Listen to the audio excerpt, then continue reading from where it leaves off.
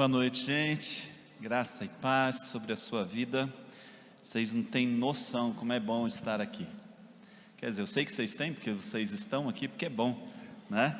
Mas para mim, para a Jane, tem sido muito especial essa semana. Agradeço a todos que nos acolheram tão bem. A gente até brinca lá em casa, quando a gente está se sentindo meio para baixo assim, a gente pensa assim, vamos para além, porque lá o povo eleva, né, a nossa autoimagem, a autoestima. Muito obrigado por todos que nos acolheram, e não foram poucos. Comemos muito, né, essa semana aí, essas férias, e também tivemos muita comunhão. Muito bom estar com vocês. Matias falou na oração, né, fala conosco, e eu pensei assim, mas ele já falou tanto. Deus já falou tanto conosco essa noite, por meio desses cânticos, desse louvor, dessa adoração. E duas músicas em especial, Atos 2, que diz, então vem me incendiar. E depois essa última, que diz, faz de novo. E eu creio realmente que Deus tem grandes coisas para fazer, na minha vida e na sua vida, e até no nosso país. Esses dias eu estava lendo que, certa vez, Billy Graham estava orando pelas nações, e quando ele se deparou em frente à bandeira do Brasil, ele começou a chorar e dizer que por meio do Brasil começaria um grande avivamento de novo na terra.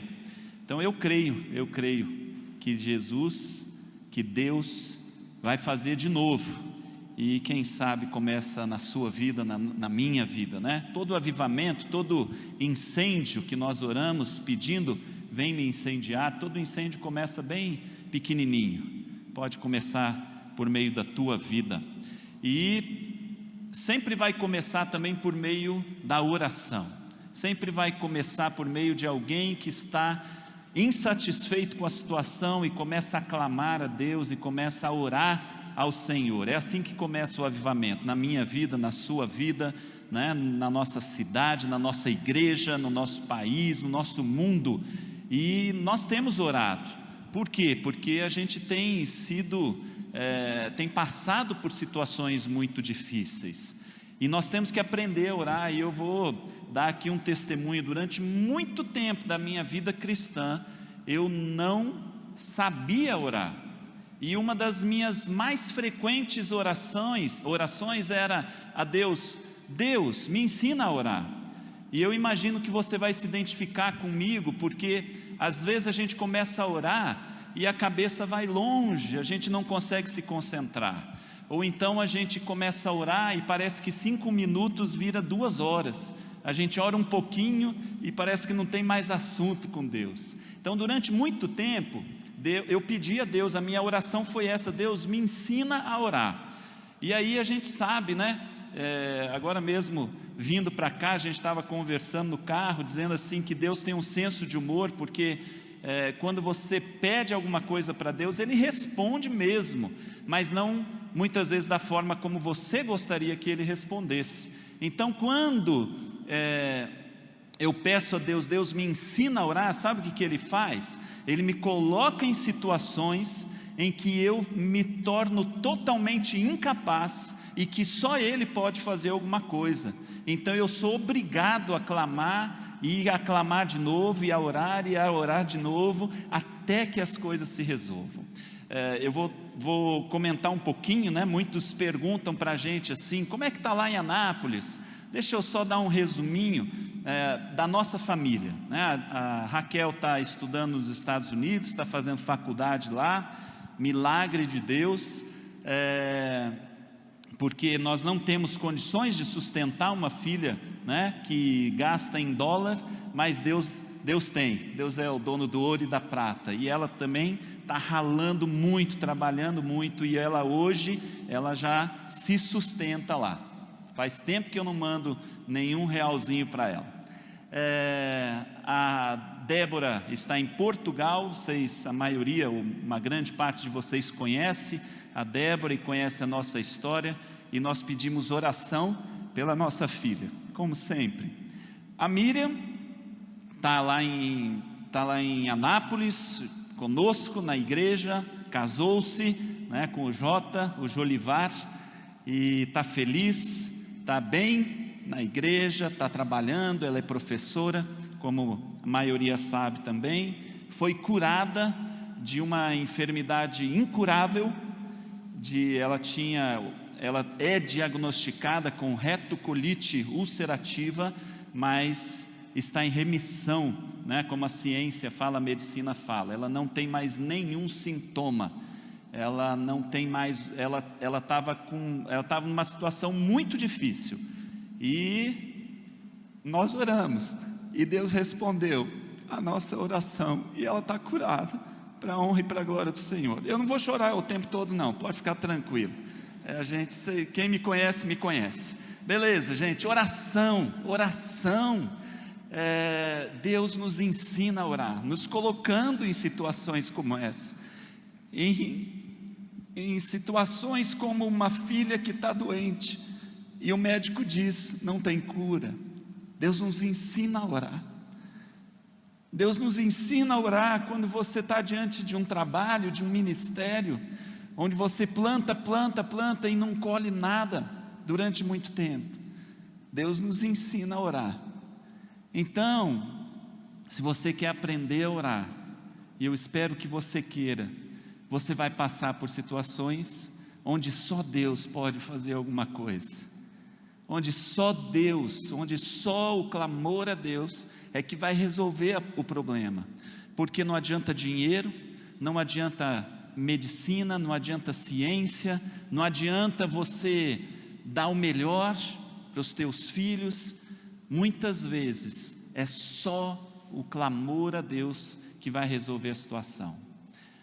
Então eu tenho aprendido a orar, e esse é um testemunho que eu tenho para vocês aqui.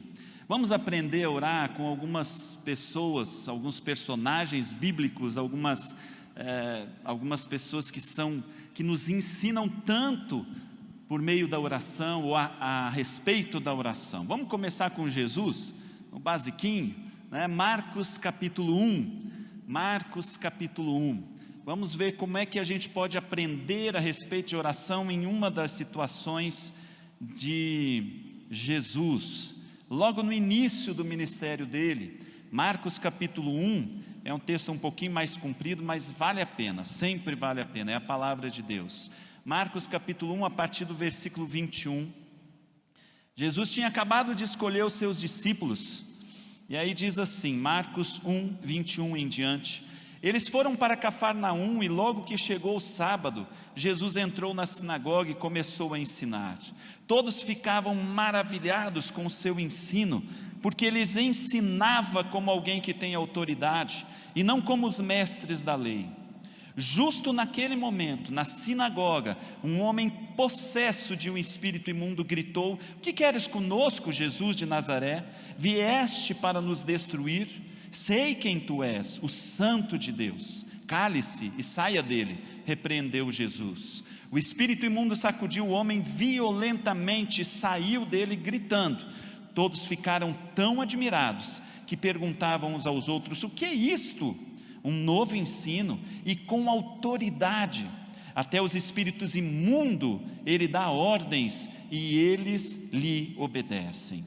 As notícias a seu respeito se espalharam rapidamente por toda a região da Galileia.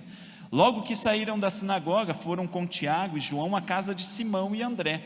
A sogra de Simão estava de cama, com febre, e falaram a respeito dela a Jesus. Então ele se aproximou dela, tomou-a pela mão e ajudou-a a levantar-se. A febre a deixou e ela começou a servi-los. Ao anoitecer, depois do pôr do sol, o povo levou a Jesus todos os doentes e os endemoniados.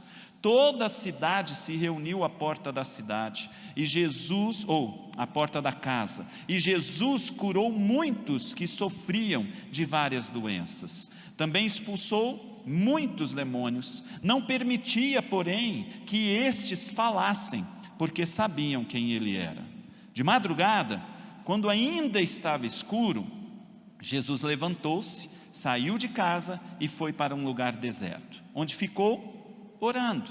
Simão e seus companheiros foram procurá-lo e ao encontrá-lo disseram: todos estão te procurando. Jesus respondeu: vamos para outro lugar, para os povoados vizinhos, para que também lá eu pregue. Foi para isso que eu vim. Então ele percorreu toda a Galileia, pregando nas sinagogas e expulsando os demônios. Sabe o que nós podemos aprender nesse episódio da vida de Jesus, logo no início do seu trabalho? Ele tinha acabado de escolher os seus discípulos e começou o seu trabalho. Olha só, vamos dar uma recapitulada. Ele começou o sábado na sinagoga. Então ele estava ali na sinagoga pregando o evangelho, falando sobre as escrituras. E assim ele começou o dia dele. E aí logo ele se deparou com uma pessoa que estava endemoniada, e ele expulsou o demônio dessa pessoa. Logo em seguida vieram alguns outros endemoniados e mais outros que estavam enfermos, e ele curou os enfermos e expulsou os demônios. Daqui a pouco ele foi para a casa de Pedro e de André, e ali a sogra de Pedro estava enferma, acamada. Ele cura a sogra de Pedro. E aí o pessoal, maravilhado com o ensino de Jesus e com a autoridade de Jesus, então começa a trazer mais e mais pessoas até Jesus, e ele expulsa mais demônios, e ele cura mais enfermos. Aí toda a cidade já está na porta da sua casa, ou da casa ali onde ele está, e ele continua trabalhando. Depois que passa o sábado, ele vai para casa, ele vai dormir. Ele morava em Cafarnaum, e não sei se ele dormiu na casa dele, ou na casa da sogra ou de Pedro, mas ele logo cedo, de manhã, antes do nascer do sol, ele levanta antes que os outros se levantem, e vai para um lugar deserto fazer o quê? Orar. Ele vai orar. Quando os discípulos procuram ele, ele já tinha se levantado, vão até ele: tem muita gente atrás de você. Falam para Jesus, e Jesus diz assim: vamos para outros lugares, porque eu vim para isso, para pregar. E ele percorre então toda a região da Galileia. Sabe o que nós podemos aprender com isso? E que é muito importante, muito básico, muito simples, mas é muito importante nós aprendermos que oração é uma questão de prioridade. Quantas vezes você deixou de orar porque achou, usou como justificativa ou desculpa: não tenho tempo, tenho muito trabalho, tenho muitos afazeres, os meus filhos começam logo de manhã a chorar, e eu tenho que dar de mamar, e eu tenho que levar para a escola, e eu tenho que ajudar, eu tenho que sair cedo, eu levanto de madrugada para ir para a fazenda, ou eu levanto de madrugada para ir para o trabalho, e chego à noite, e depois do trabalho eu vou para a faculdade, e depois aí eu acabo dormindo de tão cansado. Jesus, ele era Deus. Se Jesus precisava orar, e de fato ele precisava, para cumprir o seu ministério, o seu propósito aqui na terra, quanto mais eu e você, ou tanto quanto eu e você. Então Jesus nos ensina que orar é uma questão de você priorizar a oração, e não só a oração como um ato religioso. O que ele de fato priorizava era o seu contato, o seu relacionamento com Deus o Pai. Por quê? Lá no Evangelho de João, eu aprendi isso com o Helmut uma vez, que ele disse isso, e depois eu fui conferir na Bíblia. João diz assim, Jesus dizendo: eu não faço nada por mim mesmo, eu só faço aquilo que o meu Pai está fazendo. Você já deve ter ouvido isso também. Eu só faço aquilo que o meu Pai está fazendo. Então, meu irmão, minha irmã, não faça nada por si mesmo. Se você trabalha com pneus, faça isso porque Deus está te usando para fazer isso. Se você é fazendeiro, a tua fazenda deve ser administrada da forma como Deus quer que seja administrada. Se você é um empresário, a tua empresa não é tua, a tua empresa é de Deus. Você tem que saber disso. Jesus tinha plena consciência de que esse ministério, de que todo o trabalho que ele realizou, não era ele, era o Pai que estava fazendo. Era Deus, o Pai, que estava realizando. Então todo o teu trabalho, toda a educação dos teus filhos, todo o teu ensino, tudo aquilo que você tem, tudo aquilo que você é, tudo aquilo que você faz, deve ser feito para a honra e para a glória de Deus. E você não vai conseguir fazer para a honra e para a glória de Deus, se você não tiver contato com Deus. Você precisa ouvir dele as orientações, você precisa ter contato com ele, comunhão com ele. Por que vocês acham, Jesus, todo o povo daquela região, daquela cidade estava procurando Jesus, mas depois do tempo que ele passou em contato com o Senhor, com Deus o Pai, ele diz assim: olha, vamos para outro lado. Quem que disse para ele ir para outro lado, se ali tinha tanto trabalho? Quantas vezes você diz assim: eu gostaria e precisaria ir para outro lado, mas aqui eu tenho tanto trabalho, e pode ter certeza que o trabalho vai te perseguir, onde você estiver, se você estiver disposto a gastar tempo com trabalho, o trabalho vai atrás de você, não precisa se preocupar em não ter trabalho. Agora a questão não é trabalhar, a questão é trabalhar naquilo que Deus, o Pai, quer que você produza, quer que você faça.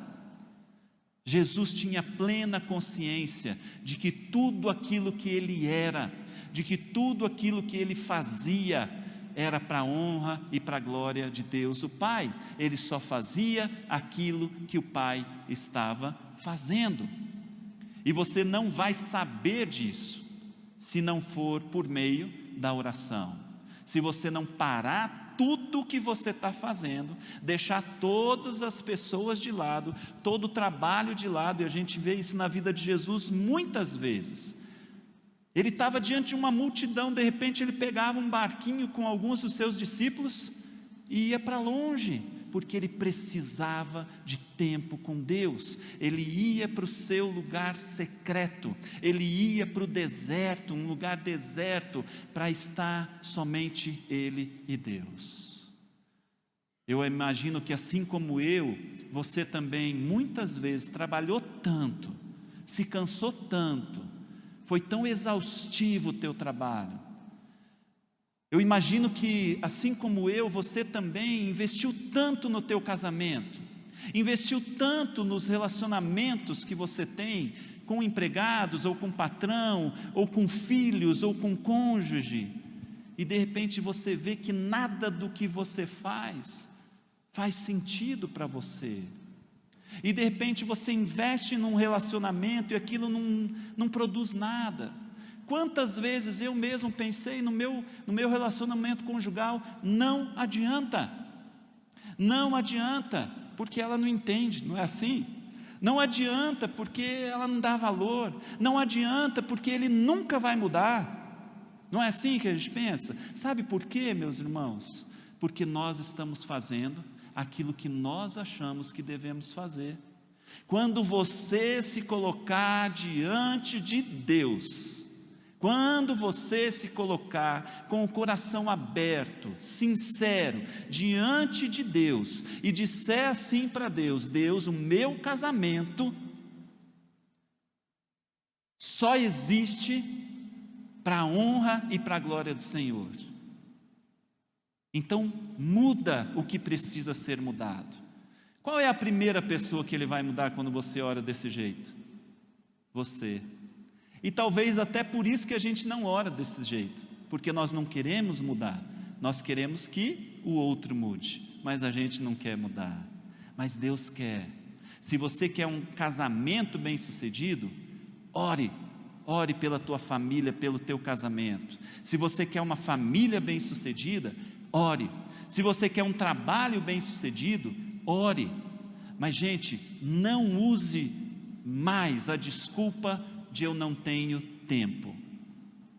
Não use mais a desculpa que eu sempre usei, ou que muitas vezes eu usei: eu não sei o que fazer.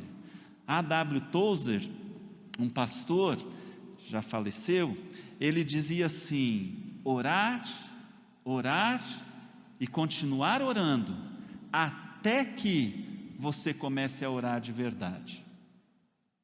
Qual que é o nosso problema em termos de oração? A gente ora, e aí parece que nada acontece, e aí a gente para de orar. A gente insiste um pouquinho e nada muda, aí a gente para de orar. A questão é, aí eu vou emendar com o que Billy Graham diz: quando você se esvazia de si mesmo, não foi nessas palavras não, mas o sentido é esse: quando você se esgotou de si mesmo, aí você começa a se encher de Deus. Então, o início da nossa oração, às vezes, é a gente colocar para fora aquilo que está cheio, o nosso coração. Você vai começar orando, colocando para fora aquilo que você quer, aquilo que você está sentindo. E muitas vezes nós paramos de orar antes de esgotar tudo isso, porque a gente sempre tem muita coisa, a gente sempre está sentindo muita coisa, e aí a gente para. Mas enquanto você não se esgotar de si mesmo, o teu coração não vai ser cheio do Espírito Santo de Deus.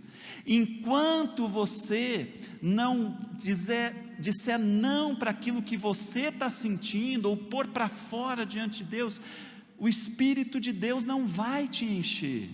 Então orar e continuar orando, até que você comece a orar de verdade. Quando é que eu sei que eu estou orando de verdade? Quando eu começo a entender aquilo que Deus quer fazer na minha vida. Quantas vezes eu disse: eu não ouço a voz de Deus. Por quê? Porque a gente começa a oração ouvindo a nossa própria voz. Mas quantas vezes também eu tenho ouvido a voz de Deus? Quantas vezes você precisa falar tudo o que você precisa, coloca isso diante do altar de Deus, Deus quer te ouvir, Ele se preocupa com o que você tem a falar, mas não pare de orar, enquanto você não for cheio do Espírito e da palavra de Deus na sua vida. Deus ouve a tua oração e Deus quer também responder às tuas orações. A Bíblia, de acordo com o livro Apaixone-se pela Oração, tem 650 orações registradas, fora os salmos, 650, então é algo importante. 450 respostas de oração, 370 vezes aparece a palavra oração. Fora isso, tem súplica, clamor e coisas parecidas. Então a Bíblia está recheada de oração. Nós, para sermos verdadeiramente discípulos de Cristo, para sermos verdadeiramente cristãos, não dá para não orar. E se você for sincero, você vai talvez chegar à conclusão que talvez você não seja um discípulo de Cristo, que você não seja um seguidor de Cristo, que você não seja um verdadeiro cristão, ou que você não pratica o verdadeiro cristianismo, porque é muito fácil a gente confundir as coisas e se tornar religiosos. E a gente frequentar uma igreja, e a gente até estudar a Bíblia, e a gente até fazer boas ações, mas se eu não tenho comunhão com Deus, eu estou fazendo aquilo que me agrada, aquilo que eu acho importante, aquilo que vai de acordo com a minha ou as minhas convicções. Nós precisamos nos colocar diante de Deus, nós precisamos priorizar a oração. Martinho Lutero dizia assim: se eu não passar pelo menos 2 horas em oração por dia, o meu inimigo vai obter vitória nas minhas lutas contra ele. Mas como eu tenho muita coisa para fazer, então eu preciso de 3 horas por dia. Olha só a diferença. O que a gente fala normalmente? Quando eu tenho muita coisa para fazer, eu não tenho tempo para orar. O que Martinho Lutero nos ensina e Jesus nos ensina? Jesus principalmente, quando eu tenho muita coisa para fazer, eu não posso me dar o luxo de dispensar a oração na minha vida. Eu espero que você e que eu investamos mais tempo na oração. E eu não sei como que você vai fazer isso, porque eu sei que as suas justificativas muitas vezes são plausíveis, mas talvez você tenha que fazer como Jesus, levantar de madrugada, ir para o teu lugar secreto, para o teu deserto, e ter ali um encontro com Deus Pai, e ali receber de Deus toda a orientação, de como você vai plantar, de como você vai colher, de como você vai trabalhar, de como você vai lidar com as suas crianças. Gente, é tão incrível, é tão maravilhoso, quando você gasta tempo em oração, e você de repente começa a perceber, que tudo aquilo que você lutou tanto para conseguir, com as tuas próprias forças, de repente acontece, sem você precisar fazer quase nada. É maravilhoso isso. Se você está em crise no teu casamento, assim como eu já estive em crise no meu, ore, mais do que qualquer outra coisa, ore, porque Deus vai mudar o teu coração, e vai mudar também o teu cônjuge. Você tem problema, seja qual for, ore, porque Deus age muito mais e muito melhor que você. Vamos para o próximo exemplo? 1 Timóteo capítulo 2, versículo 8, tem o apóstolo Paulo falando ao seu discípulo, né, Timóteo. 1 Timóteo 2, 8, Paulo diz assim: quero, pois, que os homens orem em todo lugar, levantando mãos santas, sem ira e sem discussões. Então nós já aprendemos com Jesus que oração é uma questão de você priorizar, não é questão de você se tem ou não tem tempo. Se você não tem tempo para orar, você está perdendo tempo. Então, agora aqui o apóstolo Paulo, ele está dizendo: eu quero que os homens orem em todo tempo, em todo lugar, né? Se é em todo lugar, é em todo tempo, porque onde você estiver, você vai orar, levantando mãos santas, sem discussões e sem ira. Sabe por quê que ele dá essa instrução? Nós sabemos por quê. Eu nem preciso falar muito para te convencer, porque quando você está irado, você não consegue orar. Quando você discute com alguém, você não consegue orar. Quando você está amargurado com alguém, você não consegue orar. Quando você não perdoa alguém que fez alguma coisa contra você, você não consegue orar. Você pode rezar, você pode repetir vãs repetições, você pode rezar e declamar qualquer coisa, mas você não consegue sentir a presença de Deus, porque Deus é santo, e nós temos que erguer mãos santas.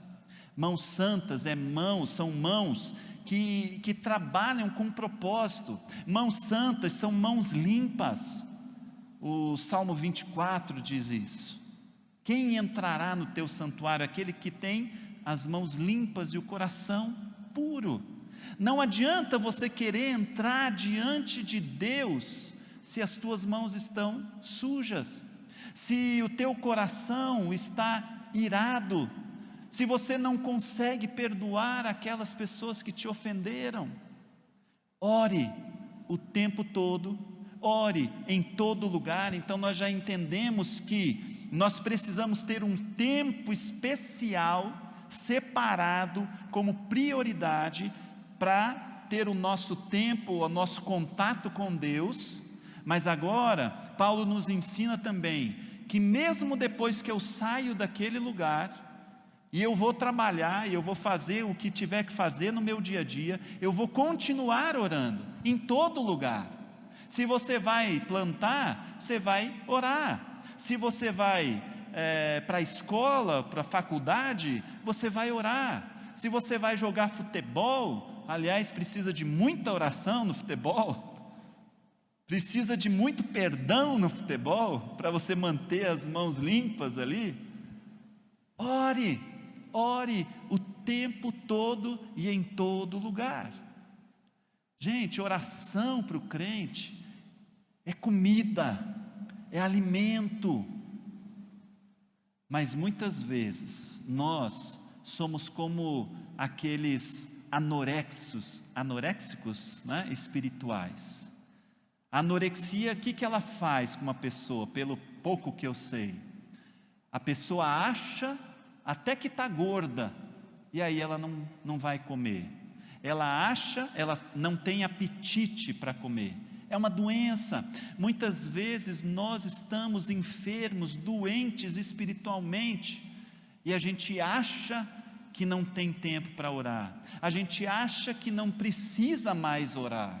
Orar, a gente vai precisar o tempo todo, em todo lugar, levantando mãos santas, sem amargura no coração, porque não adianta você querer entrar no santuário de Deus, se você não tiver com as tuas mãos limpas e o coração puro, santo.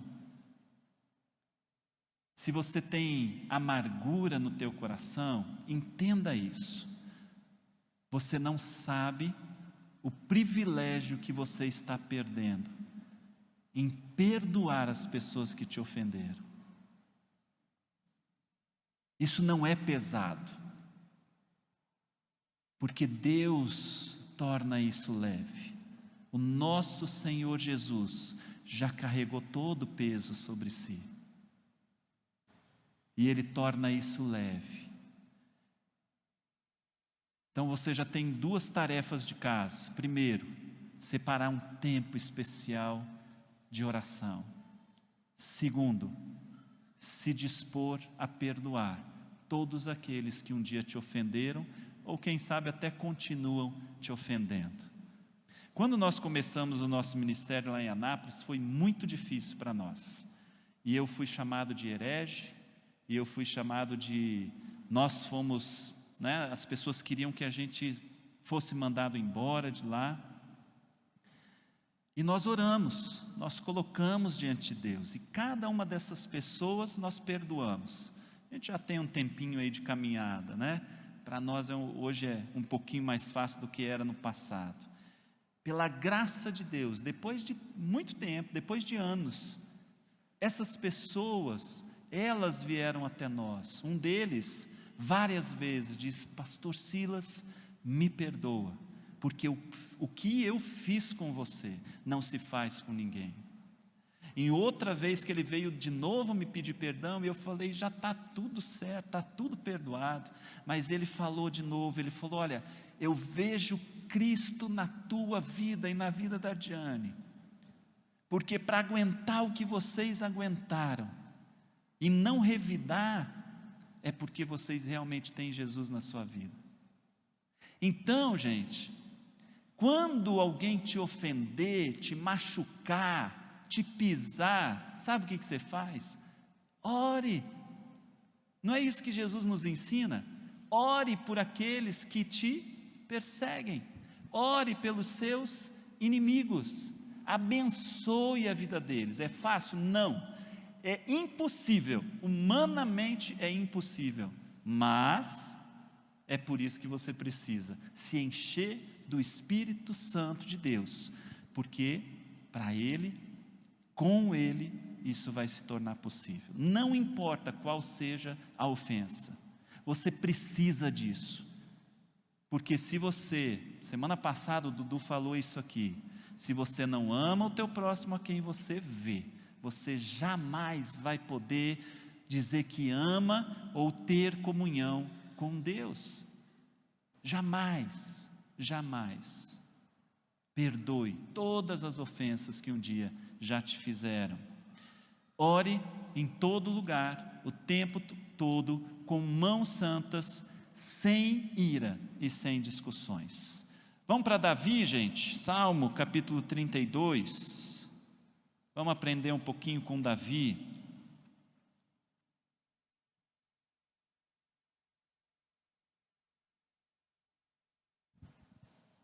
Salmo 32,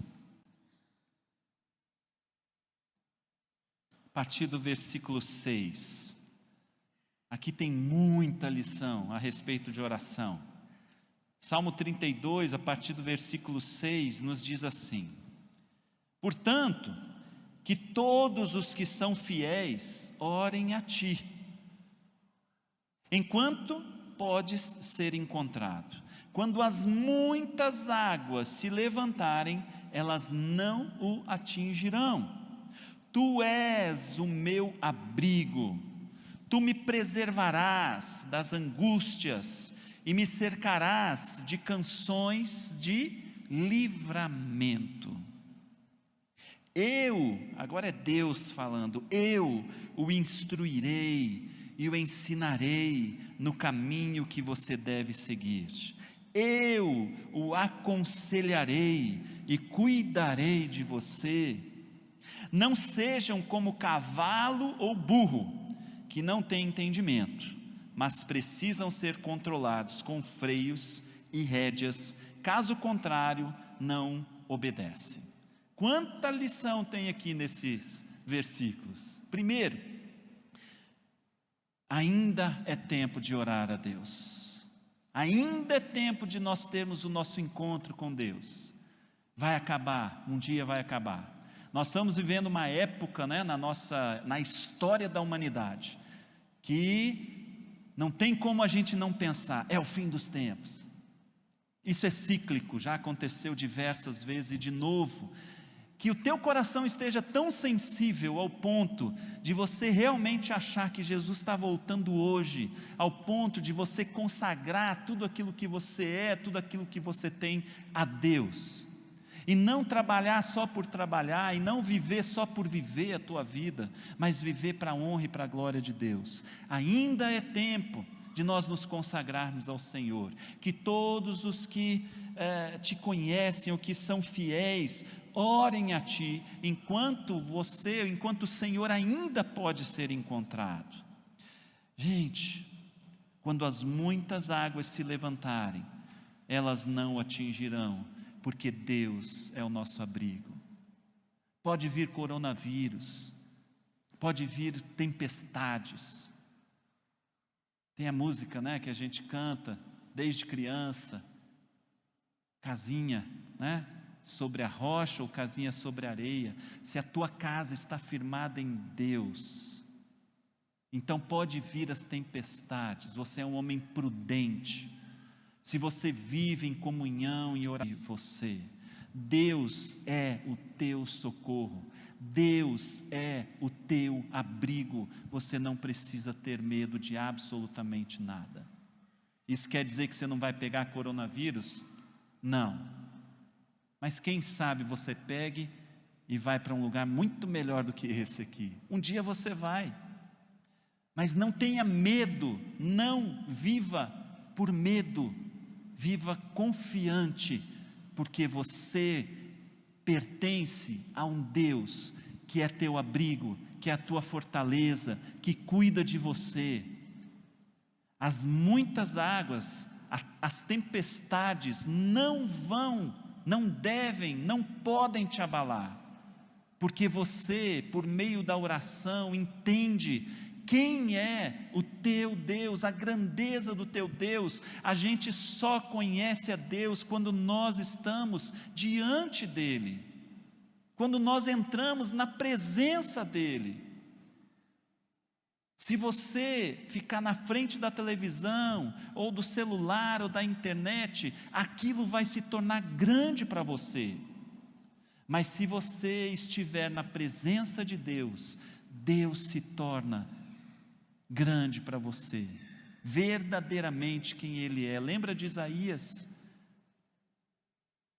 Ele entrou no templo, E aí ele viu Deus sentado num alto e sublime trono.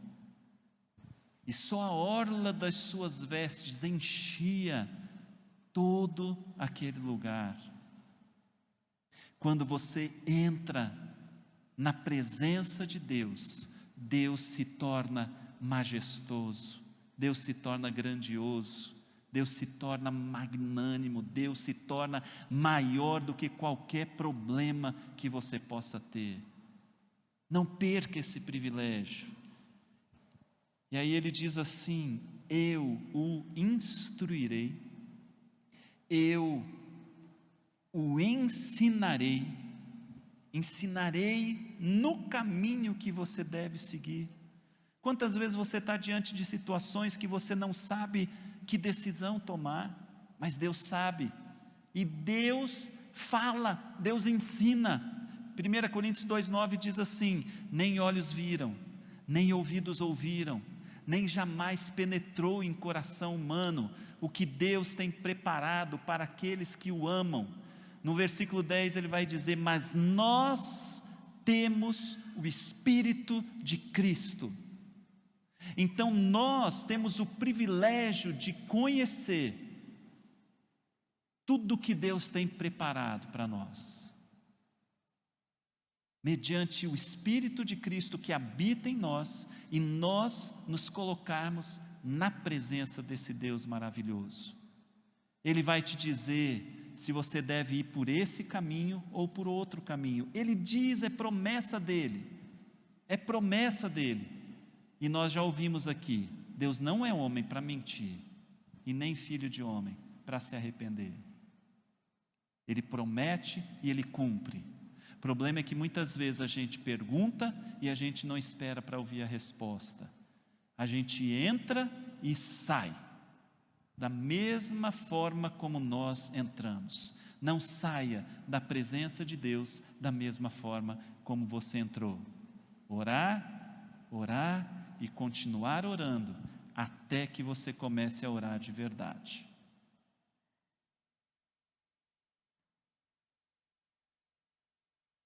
Não sejam, o último conselho que Davi nos dá aqui, não sejam como o cavalo ou o burro.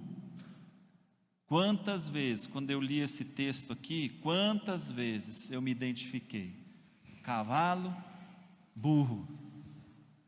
Às vezes a gente brinca, né, uns com os outros assim, os homens carinhosamente uns com os outros: seu cavalo, seu burro, seu jegue. E quantas vezes é a mais pura verdade. Davi diz assim: não seja como cavalo, como burro, porque eles precisam de rédea, porque senão eles não obedecem. Gente, sabe o que eu ouço Deus falando por meio desse texto? Ele diz assim: eu te amo tanto, mas tanto, tanto, tanto, que você vai me obedecer. Só que você tem duas formas de me obedecer. Você pode ouvir a minha voz, ouvir a minha instrução, você pode ouvir aquilo que eu tenho como plano, como projeto, como propósito para a tua vida e obedecer. Essa é uma forma. Se não, eu vou pôr um cabresto em você, porque eu não vou deixar você se desviar, porque eu te amo. Então tem duas formas de você obedecer a Deus. Você pode obedecer ouvindo a voz e obedecendo, ou Ele põe um cabresto em você, para que você não morra, para que você não se desvie do caminho dEle. Muito melhor você obedecer, porque você está em comunhão com o Senhor. Ore mais. Nós vivemos, sempre vivemos, mas talvez agora a gente tenha mais esse sentido. Nós não temos mais controle de absolutamente nada. Nós não temos mais certeza de absolutamente nada, mas nós servimos a um Deus que sabe todas as coisas, que controla todas as coisas, que não perdeu o controle em nenhum momento sequer, que é soberano sobre tudo e sobre todos, você tem o privilégio de entrar na presença, no Santo dos Santos, de entrar na presença de Deus, de falar tudo aquilo que você quer falar e de ouvir tudo aquilo que Ele tem para te dizer. Nem olhos viram, nem ouvidos ouviram, nem jamais penetrou em coração humano o que Deus tem preparado para aqueles que o amam, mas Ele revela a você, porque você tem o Espírito de Cristo, você tem a mente de Cristo. Faça uso desse grande privilégio. Eu vou chamar a equipe de louvor que vem à frente. Já escolhi a música, Matias, é outra, já te digo. E eu vou te convidar a se colocar na presença desse Deus maravilhoso e a assumir um compromisso com esse Deus maravilhoso.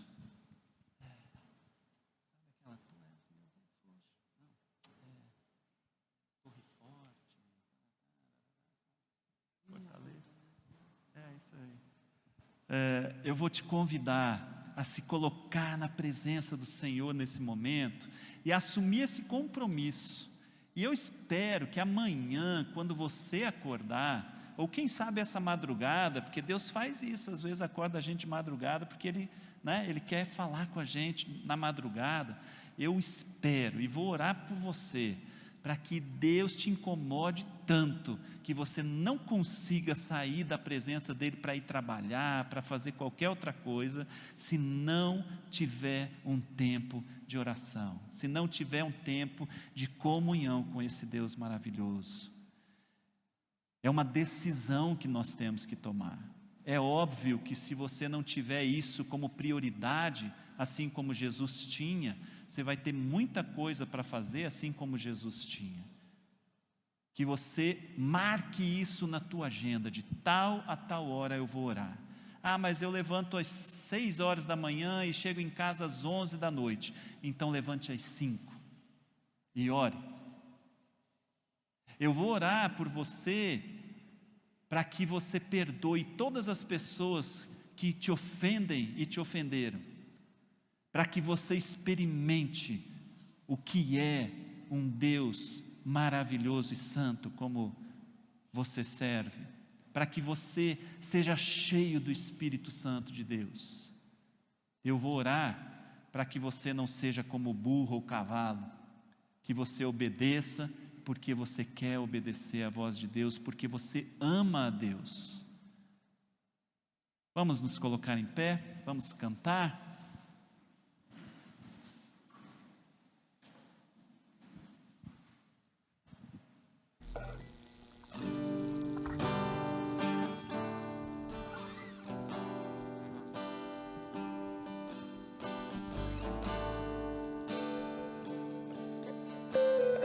Deus, Tu és o meu Deus forte, a minha fortaleza, minha alma tem sede de Ti, Senhor. Júbilo nos lábios, te louvo, ó meu bem, debaixo de Tuas asas encontro abrigo,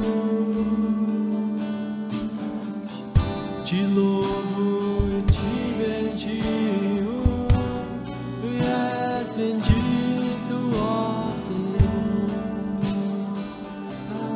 Deus eterno. Te louvo e te bendigo, porque és eterno, ó Senhor, glória a Deus eterno.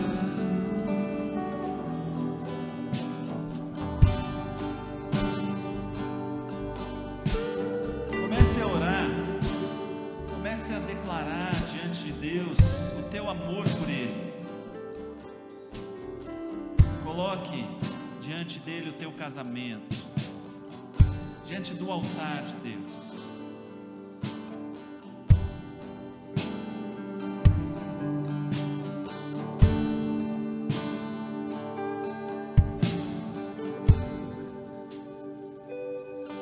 Coloque a tua família diante do Senhor. Consagre a tua família ao Senhor. Tenha a percepção de que, embora você tenha que trabalhar para sustentar, quem de fato sustenta é Deus.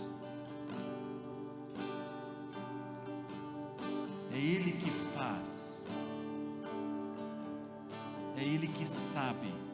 Você não sabe, Ele sabe. Você precisa buscá-lo para aprender com Ele.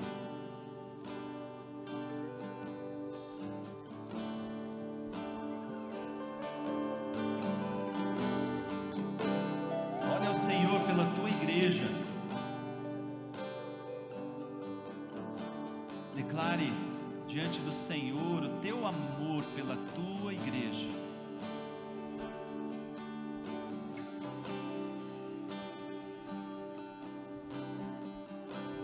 Ore pelos teus ofensores, porque sem isso, sem perdoar, você não consegue ver a Deus, enxergar a Deus.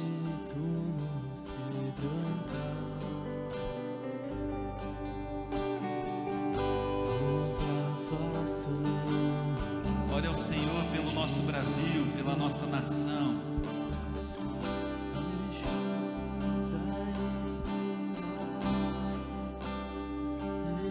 Ore pelo mundo, porque o mundo está em trevas, mas nós somos a luz do mundo. O Senhor Jesus veio para acabar com as trevas. Deus é Deus, Deus é soberano.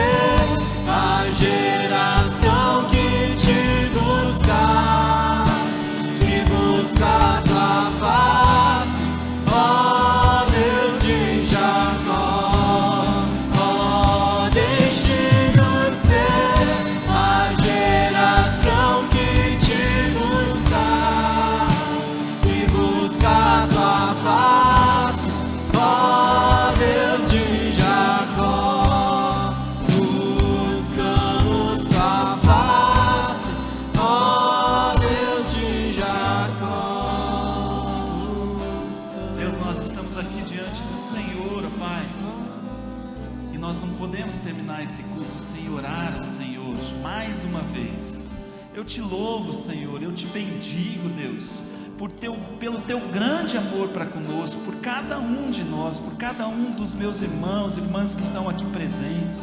Eu te louvo, Senhor, porque o Senhor vai restaurar casamentos, ó Pai. Te louvo, Pai, é verdade, porque esse é o teu querer, esse é o teu propósito, e é isso que o teu Espírito move no coração dos casais agora, Pai. Restaura, Senhor, restaura a aliança que um dia esse casal fez diante do Senhor. Não é uma aliança somente um com o outro, é uma aliança que eles fizeram diante do Senhor. Oh Pai, restaura esse casamento, Senhor, para a honra e para a glória do Senhor.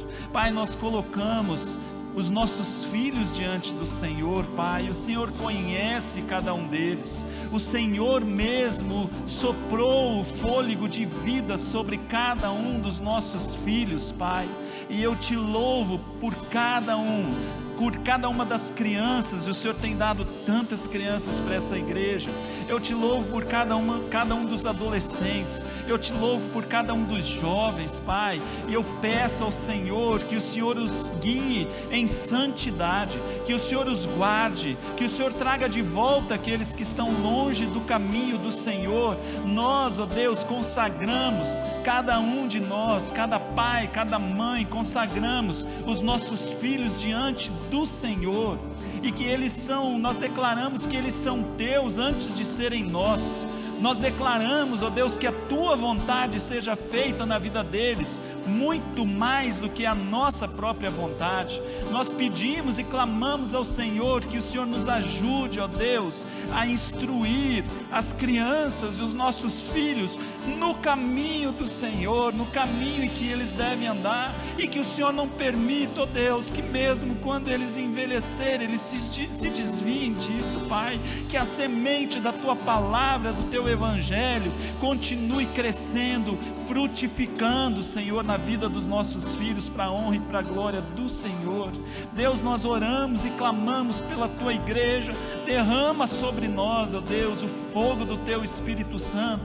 Derrama sobre nós, Senhor, um verdadeiro avivamento, a começar em mim, a começar em nós que estamos aqui. Que nós não entendamos, Senhor, que o problema não é nosso, porque os problemas são nossos. O Senhor nos permite viver aqui também para resolver problemas, assim como o Senhor nos deixou exemplo. O Senhor curava os enfermos, o Senhor alimentava os famintos, o Senhor expulsava os demônios, o Senhor trazia vida àqueles que estavam amortecidos. Senhor, isso é problema nosso, isso é problema da tua igreja, Pai. Usa-nos, Senhor, conforme o teu querer. Deus, em nome de Jesus, abençoa a nossa nação, abençoe o presidente Bolsonaro, abençoe aqueles que estão ao redor dele. Deus, abençoe cada governador, abençoe, Senhor, cada prefeito, cada deputado, cada senador, cada vereador, cada governante do nosso país. Pese a tua mão sobre aqueles que estão em pecados. Deus, que a tua mão esteja sobre eles, mão de amor, mas também mão de disciplina, Senhor. Que o temor do Senhor esteja sobre eles, Pai. A tua palavra nos diz: feliz é a nação cujo Deus é o Senhor. E nós queremos e nós precisamos do Senhor na nossa nação. Como igreja, Senhor, nós confessamos os nossos pecados, porque muitas vezes a gente tem aproveitado a vida sem entender que o Senhor quer nos usar para fazer a diferença onde nós estamos. Tem misericórdia, Senhor, da tua igreja, tem misericórdia de mim, tem misericórdia dos meus irmãos e irmãs aqui presentes, tem misericórdia da tua igreja espalhada pelo mundo, Senhor, em nome de Jesus. Deus, eu quero orar por cada um que veio aqui nesse culto, porque o Senhor trouxe cada um aqui nesse culto, Pai.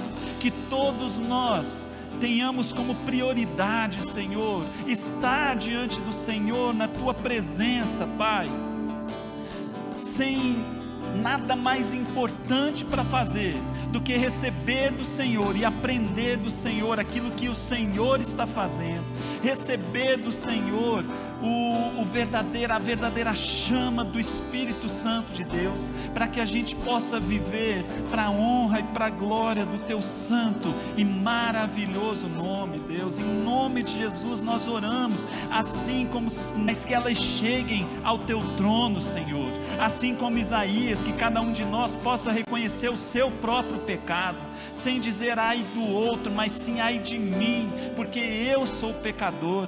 Abençoe, ó Deus, que todas as ofensas um dia feitas aqui sejam perdoadas, para a honra e para a glória do Senhor. Que haja restauração, que haja comunhão, para a honra e para a glória do Senhor, ó Deus. Que nós perdoemos. Meu desejo é sentir teu poder, teu poder.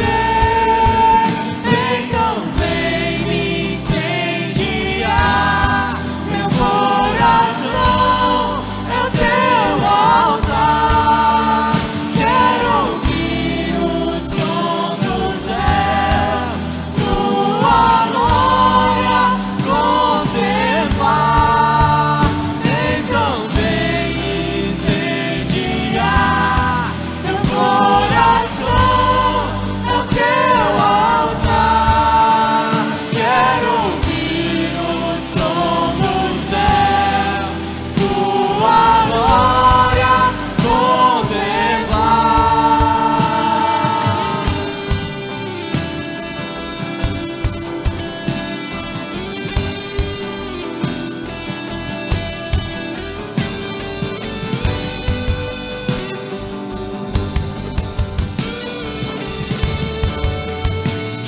damos honra, te damos honra, te damos glória. Teu é o poder, pra sempre, amém.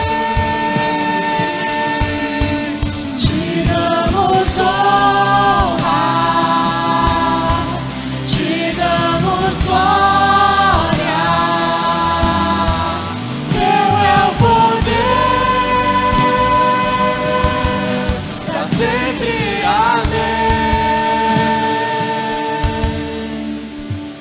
então Vem me incendiar meu coração, é o teu altar.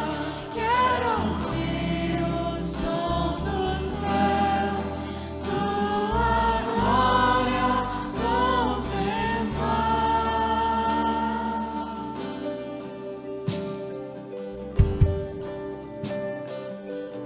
Amém.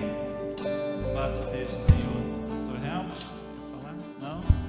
Gente, que vocês tenham a melhor semana da sua vida, debaixo dessa graça do Senhor Jesus Cristo, do amor de Deus o Pai, da comunhão, da consolação do Espírito Santo de Deus, hoje e sempre. Amém? Uma ótima semana a todos.